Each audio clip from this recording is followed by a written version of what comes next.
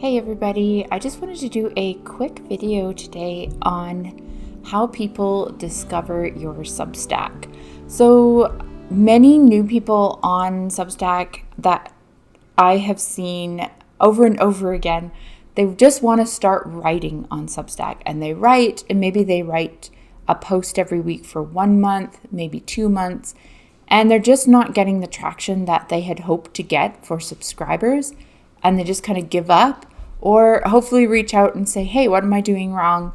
What should I be doing in order to get more subscribers? So today we're going to talk a little bit about growth. I will be returning to this topic in more detail in a couple of weeks, and I will go through things in a lot more detail. But for today, I just really want to talk about, where do people come from when they visit your site?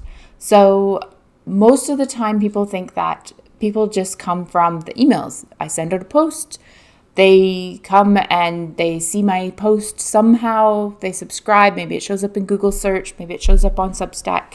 That is possible, but that is kind of your lowest frequency of visitors, for lack of a better way to say that.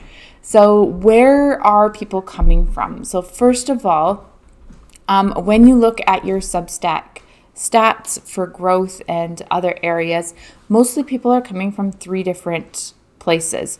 1 is within the Substack network, 2 is external sources, and 3 is direct and email.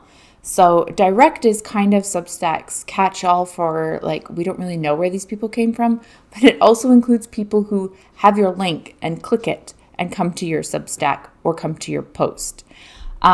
So these 3 items contribute to this network of growth, this combination of different systems that work together to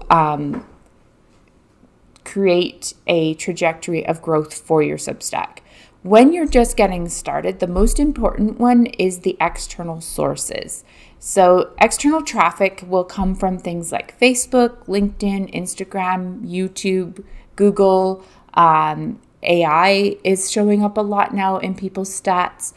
Anything that is outside of Substack that people are clicking on and coming to you. So this might be perhaps they're searching something that is relevant to your Substack, and they're coming across your articles that way, and then they click through and come that way.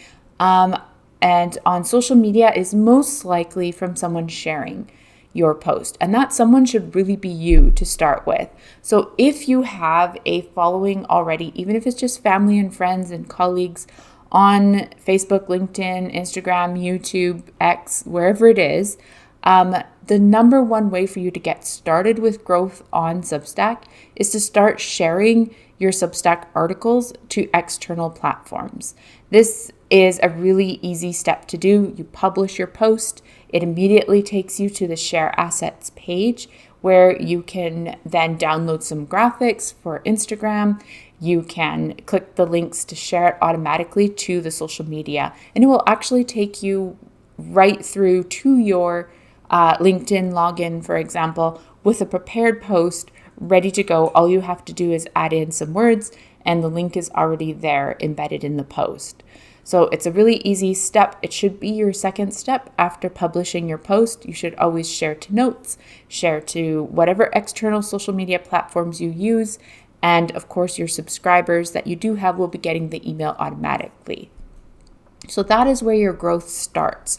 Now, once you start establishing a presence on Substack Notes, then you're going to start getting Substack network growth. So your external traffic may remain important to you, especially if you continue posting on social media anyway, and Substack is just part of your overall business plan.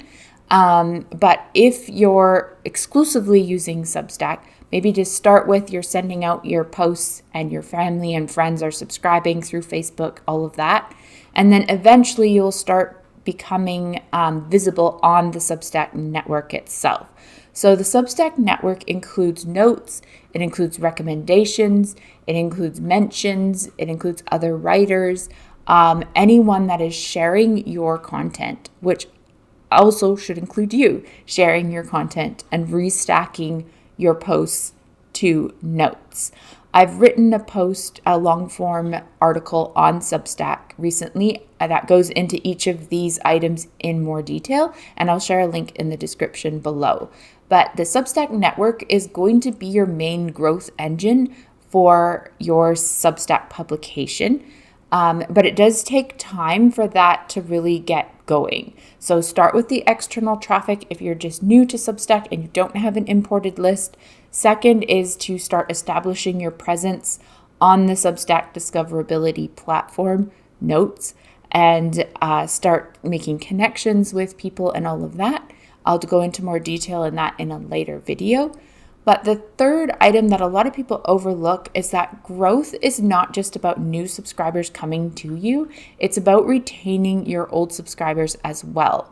So the emails that you send out, hopefully weekly or bi-weekly or something on a regular schedule that works for you and is sustainable, this is an important part of keeping your subscribers. So, while the Substack network is working for you to bring in new people, you need to hold on to those people as well. If you're bringing in new people and they read one or two posts and then they unsubscribe, it's going to feel like 2 steps forward and 1 step back constantly.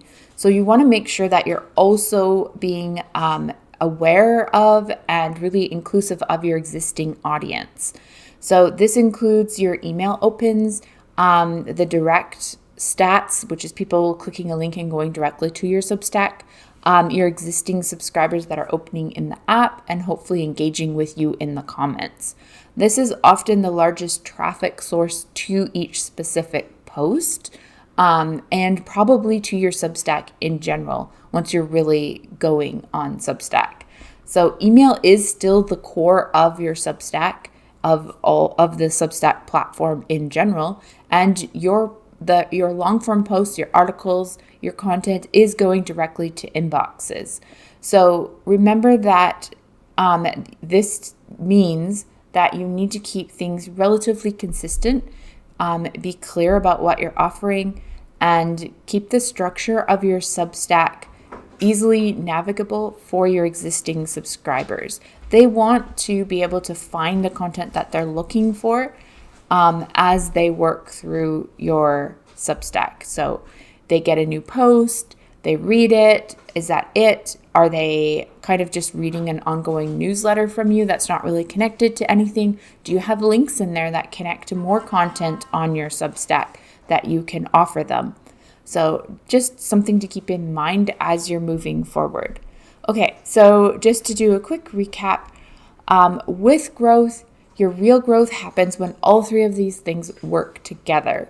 So your external posting is bringing people in from social media platforms and things like that. Maybe podcasts you do, anything that you do externally, make sure you include your Substack links, that you're getting those out there. So this is bringing people into your ecosystem. The Substack network will expand that into the Substack network, but the Substack ecosystem in general, and start attracting new subscribers that way. Make sure that you're engaging with other people on Substack Notes, not just sending outgoing content. I like to use the analogy that Substack is like a little networking party. And if you're the guy in the corner holding up a sign saying, subscribe to me, I write about whatever, that's not going to do as much as going around and shaking people's hands and handing out business cards, right? So just something to keep in mind. Treat it like a get-together, treat it like a party, and you will do well on Substack. And thirdly, don't ignore your existing subscribers. You don't want to lose them. That will just make your growth start tanking. You want to keep them engaged and keep giving them consistent quality content. All right. So if you're feeling overwhelmed, focus on the one thing that is most pertinent to where you are in your journey right now. If you are just starting out on Substack, focus on writing consistent long-form articles and sending them out on external social media platforms, as well as notes. Don't neglect notes. If you have been writing for a little while and you're wanting to expand your reach into the Substack network, start engaging with more people on Notes. I will have more workshops and YouTube videos coming up on more details about Substack Notes. And finally, make sure that wherever level you are, you do respond to your subscribers' comments. And as you move through these growth phases, maybe you've been writing for 6 months to a year, it's probably time to start focusing more on what you're providing for your subscribers so that they stay, they become engaged subscribers, and they share your work. All right, so that is everything for today. And I definitely invite you to subscribe if you would like more information about how to use the Substack platform effectively. And also feel free to check out my Substack for more written articles and video tutorials, as well as community events and aspects that you can join in and get your questions answered personally by me and other Substackers as well. All right, thanks so much for joining me, and we will see you next week.